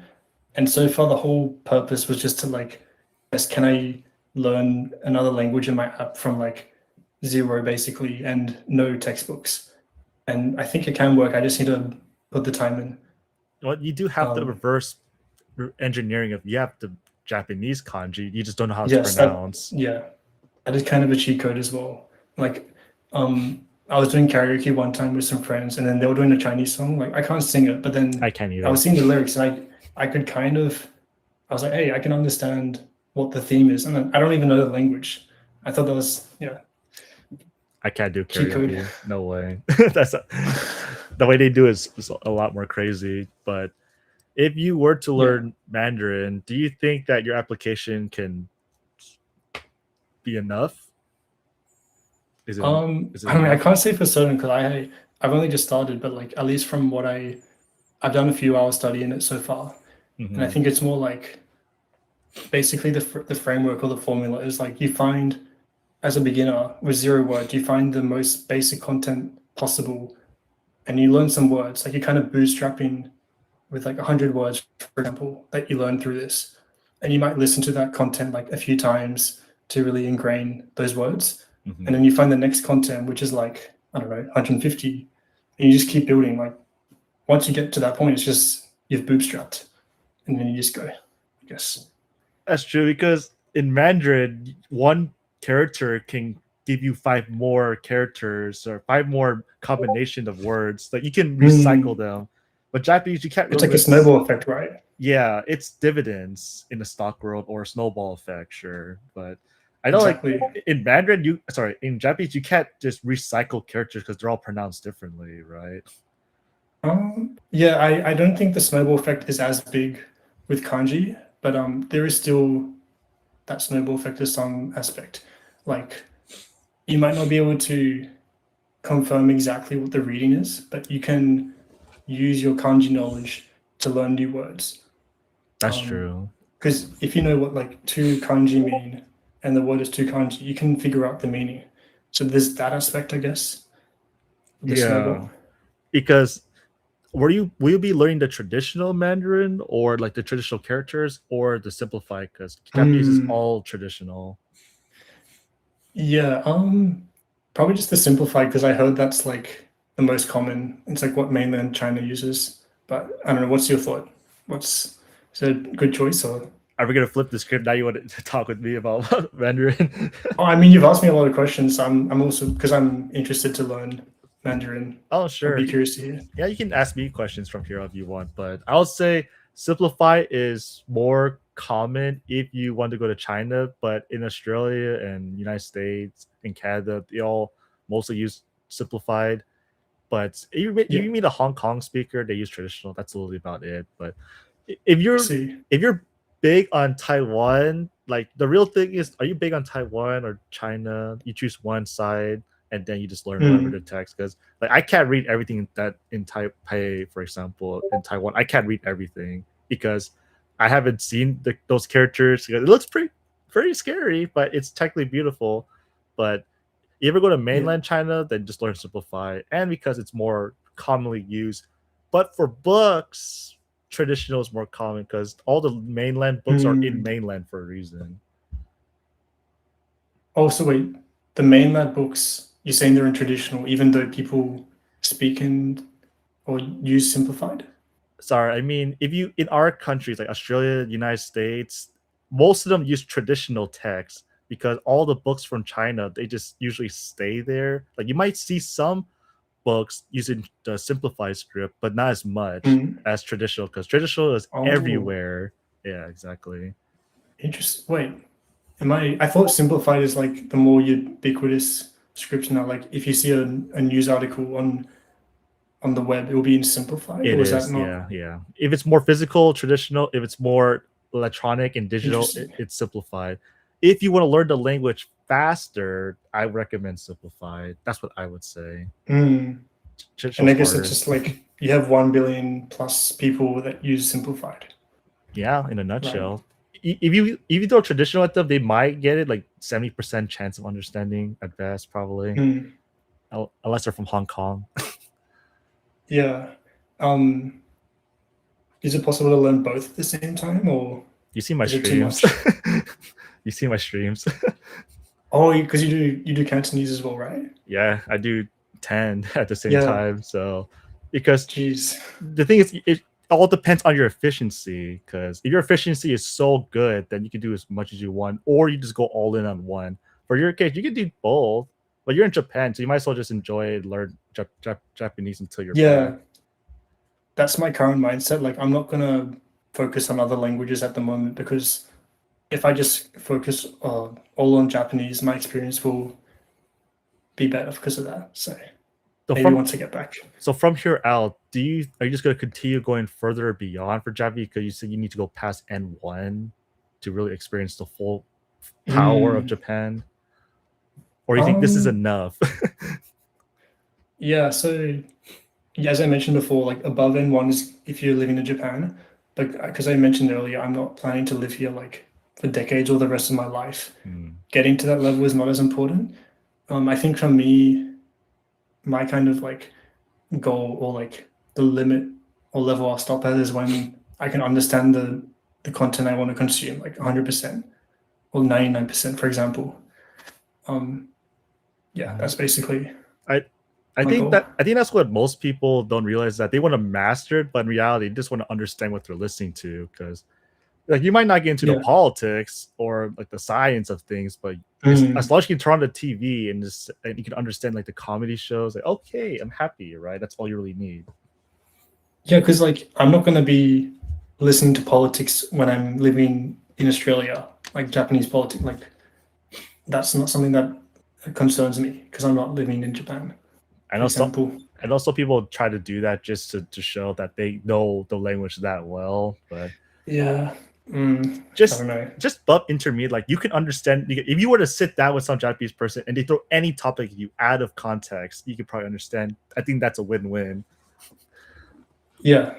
I mean, of course, there's going to be like really niche topics. Like even in English, right? Someone could talk to you about like medicine, and I might not understand it, what they mean. So I mean, there's always going to be that in any language, I always like a thought, new domain. yeah, domain expansion.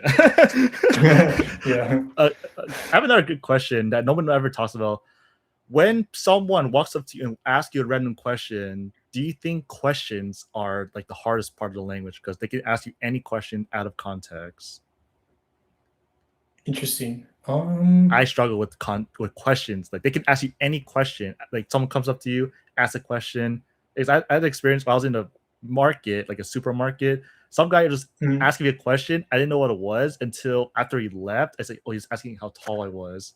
But even the simplest question, I struggle. But it took me like after the first time and second time, got it. I just haven't heard it in real life before. I don't know about the type of questions that you get. yeah.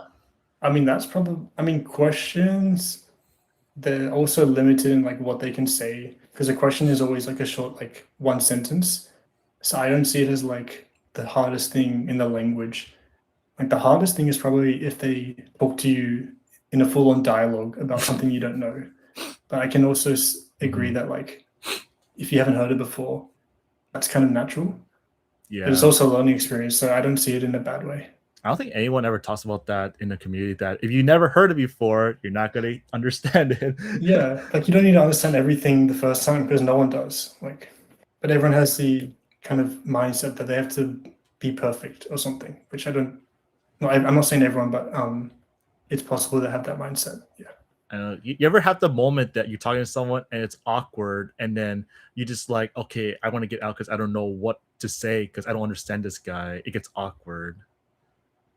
Are you saying like you don't understand the vocabulary they're saying, or like Yeah, so they're basically, just talking wacko nonsense? your listening comprehension wasn't enough in a certain case that you didn't understand them fully, and that you just don't want to be that guy who says, "Can you say that again?" Or "What did you say?" You usually just say, "Uh huh, okay, yeah, yeah, Oh, yeah." See, um, at what time did so you far, go on?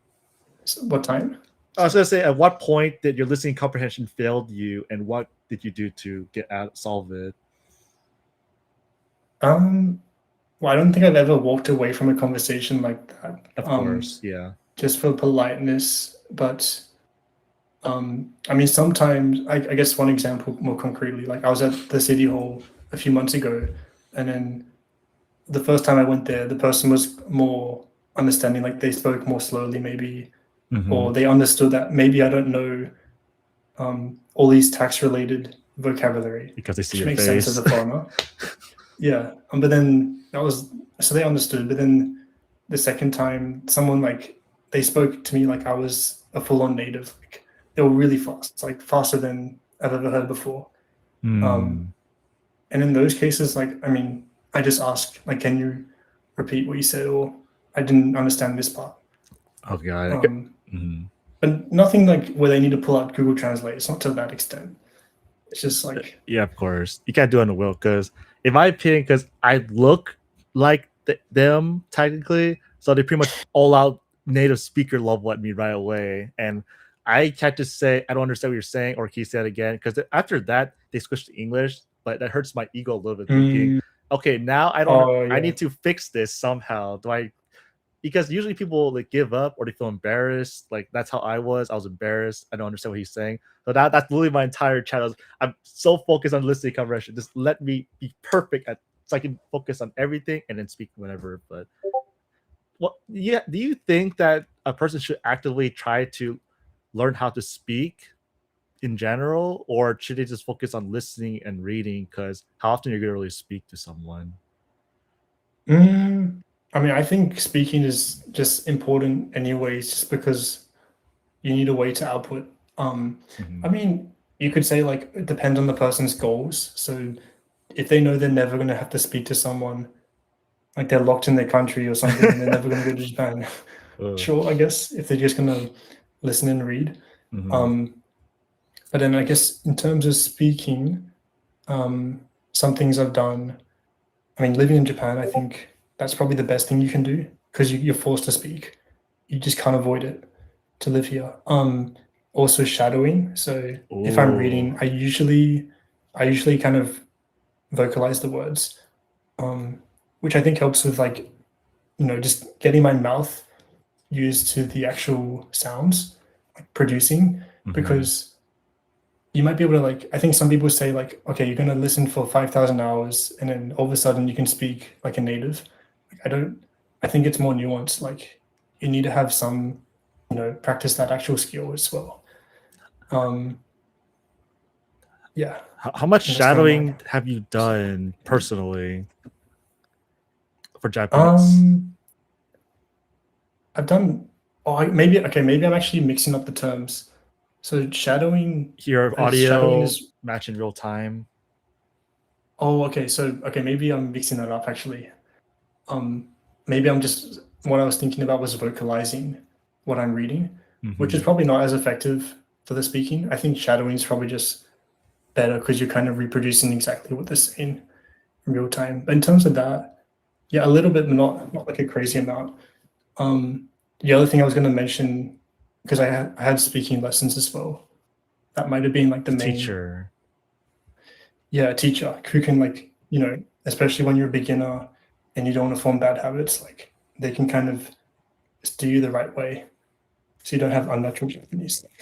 What's the term you tried to describe Yeah. before? Just speaking out loud Oh to yeah, like text, reading out loud. vocalizing. Okay. Yeah. And I think that's mainly just to get the mouth or like this get that part trained.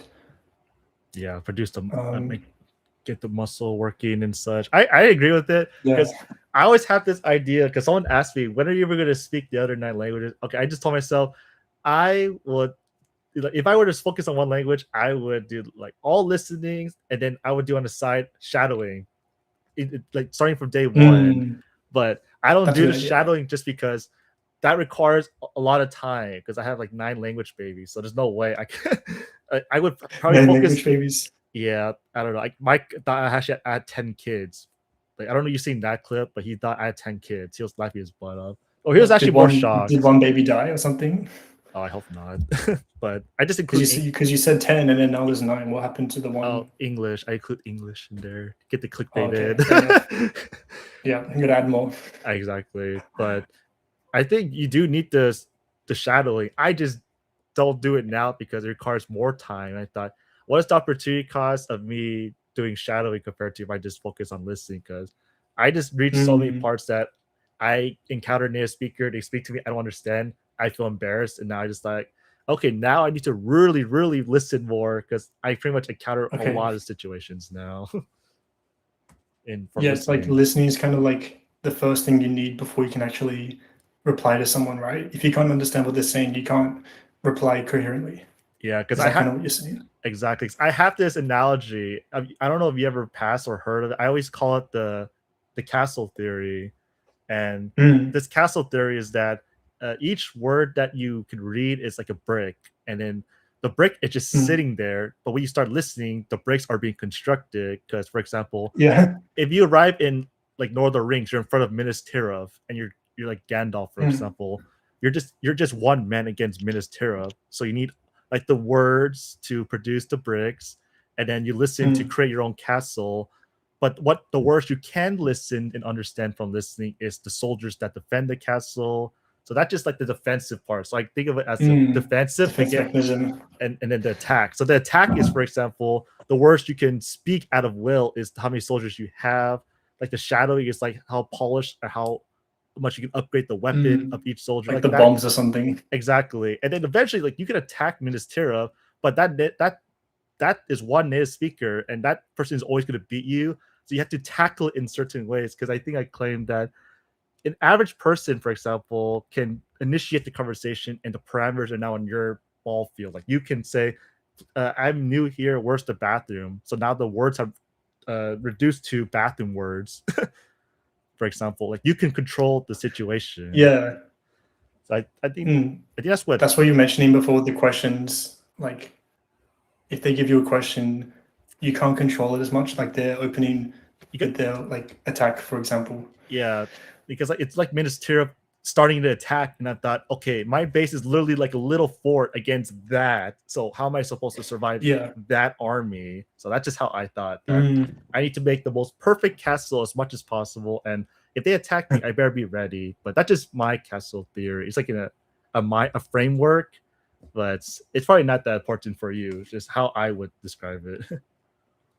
No, I mean I agree with that sentiment. Like maybe I don't think my listening has to be like thousands of hours before I speak. Like I think both just can enough kind of exactly improve.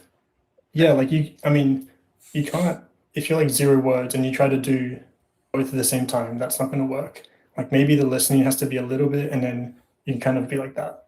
Is there a riddle that I probably haven't mentioned before? About Mandarin specifically, or like anything? Anything in your anything. I guess maybe I'm curious to hear like why do you learn languages? Like, is it for the process, or like to understand certain forms of media? I think that's when I first started with one language. Once you reach like a certain level, you either go 1 or 2 routes, like an average person, because people don't get this far, maybe like 10% or less. So you either become very addicted to this language and you're satisfied, or you become polyglot.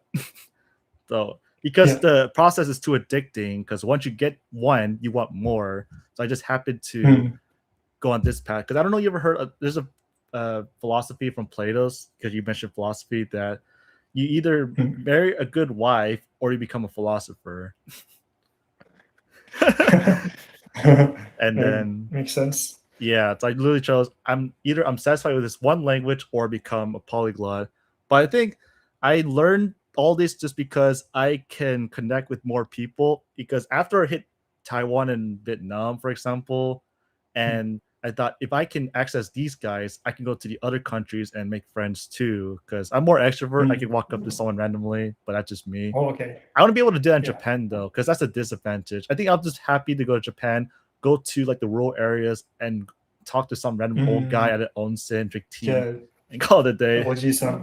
Exactly. But, like I'm very basic. I don't watch anime or manga, read manga that much. So someone thought I was the 1%, because usually you learn Japanese for manga and anime, right? But technically, there's a lot of things about Japan, right? There's a culture, there's festivals, there's guys wearing suits at like super hot weather. Yep, that's definitely a reason to learn Japanese. Exactly. Yeah. Have you visited Japan yet? Like, have you been able to use your Japanese? Not at all. I'm actually I might learn and claim I know how to read, and I'm still listening, but I don't have the confidence to start speaking because I'm technically N6. N6? But you said you don't. What's your link? Known words. That's for reading. Pretty good, right? That's reading. See, because I still categorize the 3. So there's vocabulary for reading, there's vocabulary for listening, and there's vocabulary for speaking. So my reading might be up there, but my listening might be like N3, N4, maybe. But then my speaking is virtually not existent. So I don't consider it one category, just because if I consider all at once, I'll be like N5 probably, just because I never spoke.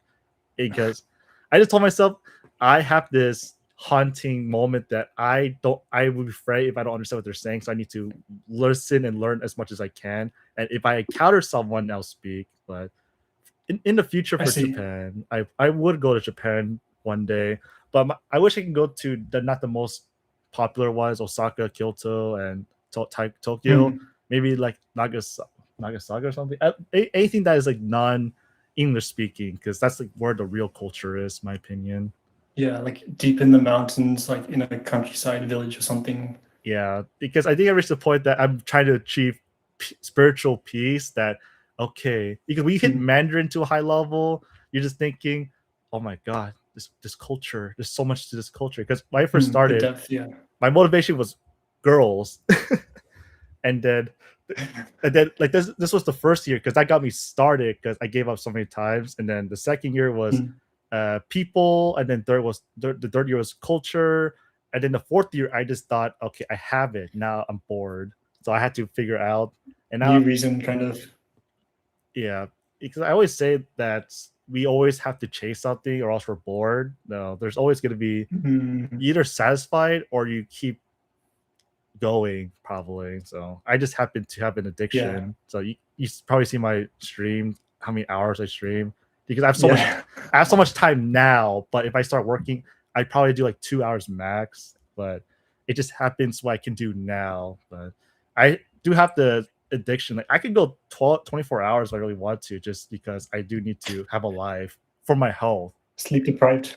Yeah, there's actually a guy named Crab, something like Shalma mentioned. He speaks 64 languages and stuff, but he virtually never sleeps. And he died because he literally sleep deprived. Oh, jeez. From like learning so many languages. Yeah, that's literally he was like butt naked everywhere in the house and studying. And then his that's what he quoted in his Wikipedia because he died like that because he just probably didn't sleep enough and his brain was so addicted. Jeez. Yeah, so I would say It's like it became a drug or something. exactly. So I reached the point that I'm a druggie and I can't escape. The drug. Yeah, Is it just like you see words as like, something new you can acquire? it's It's like I like want to acquire like all the information it's or something. gamification.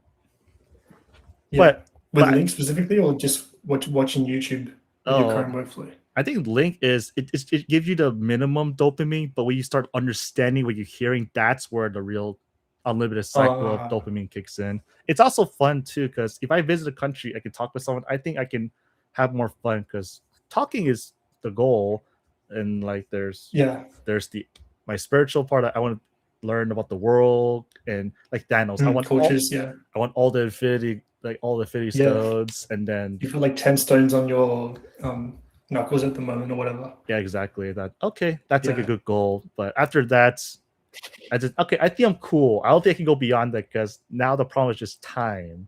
Because you might like if I get married and stuff, I have no time. Like I had to pretty I much see. sacrifice. So for now, I'm just enjoying the Unless youth. you're that guy you mentioned, the guy who doesn't sleep at all. Yeah, he doesn't sleep. He's married, but I don't know how his wife deal with it. Jeez.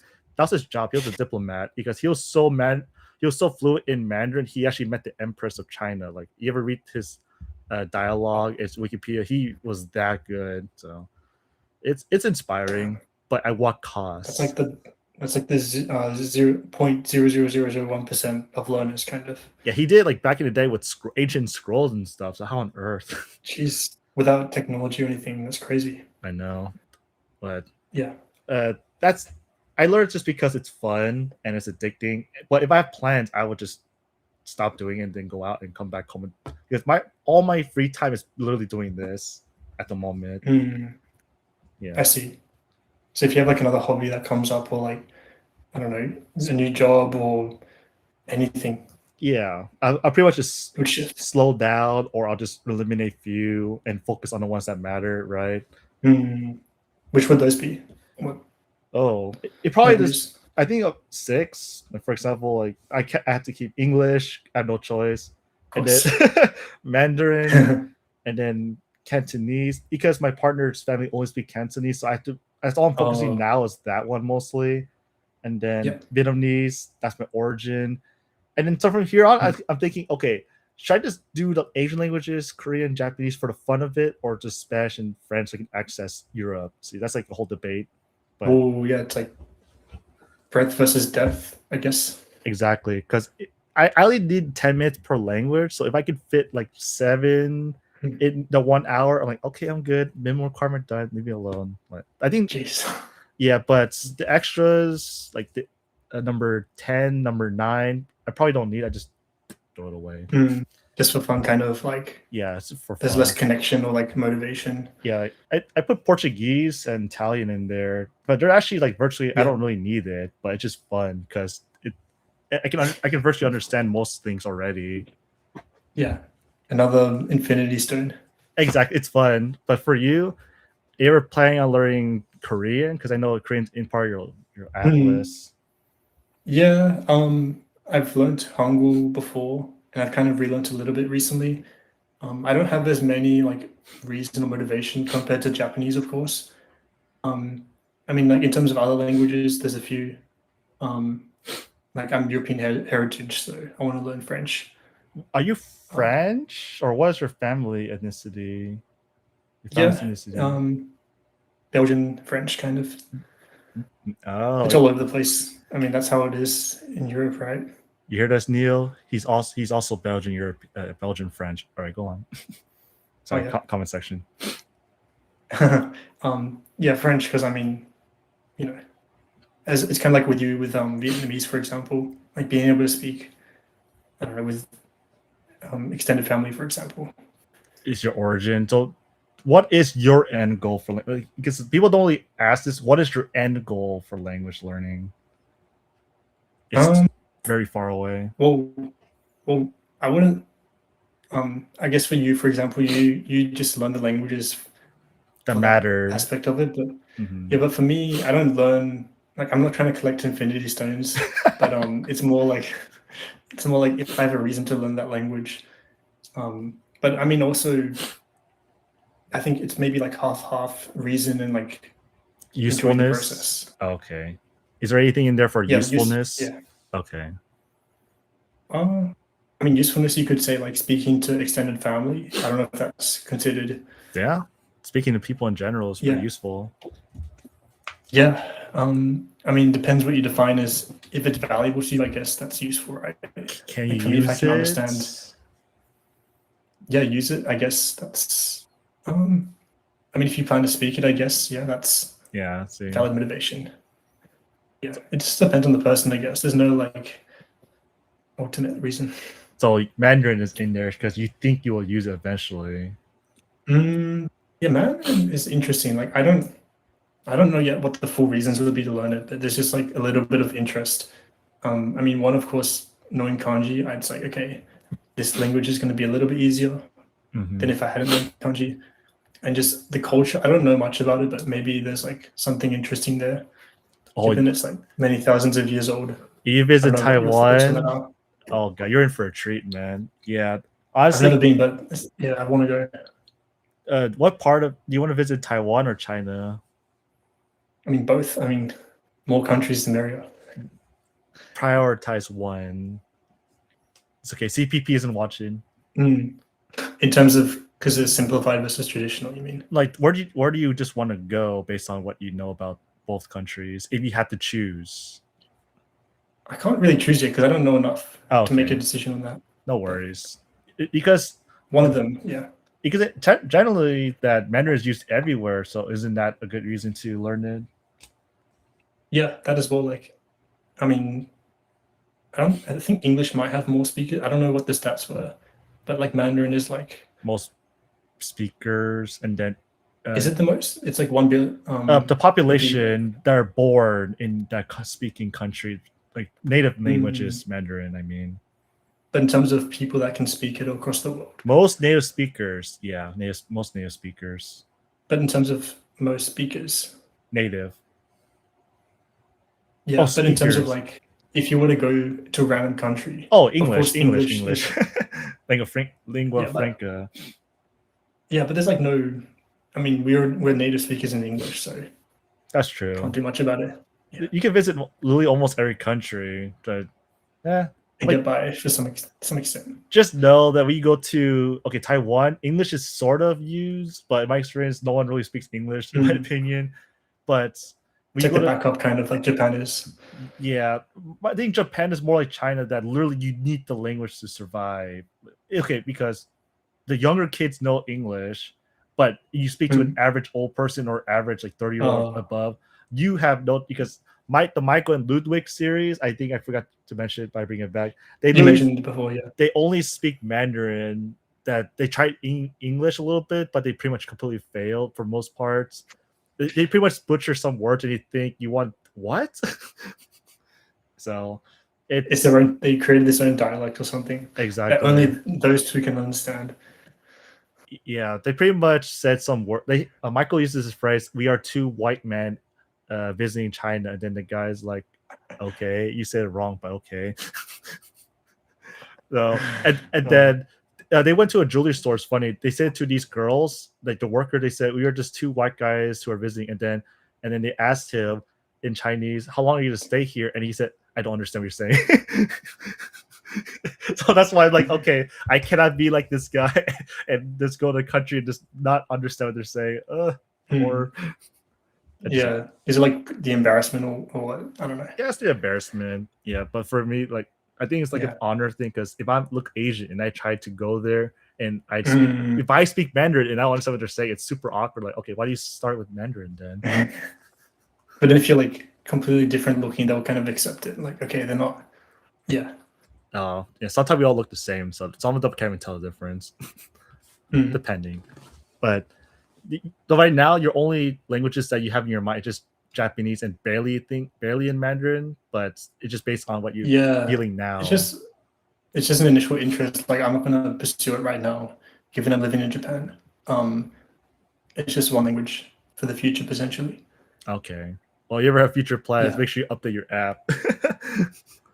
Oh, I mean, there is already Chinese, so I'll just use that immediately if that's the case. I think you'll learn Mandarin. Or even if there's other languages. I think you'll do really well in Mandarin, in my opinion, because you already have the foundation from Japanese. It's like why Chinese learner, I mean, Chinese native is good at Japanese, or like also Korean.